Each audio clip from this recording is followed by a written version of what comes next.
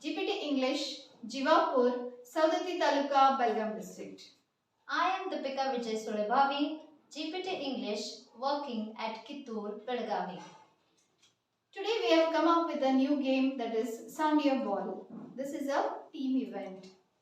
The objectives of this game are to enable students to develop the ability to identify sounds, to enable students to develop speech monitoring abilities for use outside the classroom, to enable students to link words with their sounds.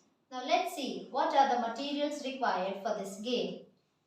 They are chair, paper, bat, ball, word cards, box to keep these word cards. Yes, the preparation for this game are: make goal posts on the ground beside each other with chairs and name them with English sounds as given in the picture. Can select a few of them and change them according to the sounds. Draw a line at specific distance from the post for participants to aim. Now let's have a look at the rules of the game. Each team can have 5 participants. Participant must take a letter card from the box without seeing it. Read the word and aim at the respective sound post.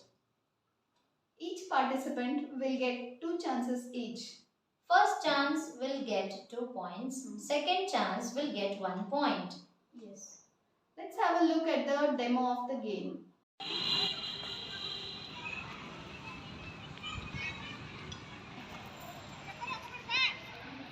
Yes, what is the word?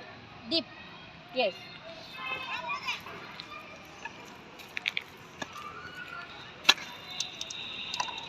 Yes. Is it right? No. Yes. Very good. Good. Yes. Is the sound? Yes. Yes, ma'am. Is that the sound you wanted to hit? Yes, ma'am. Okay, good. Correct. I hope you have understood what is the game. Now let's see what are the learning outcomes. The learning outcomes of this game are: students read the words written, students identify the sound, students link words and sounds.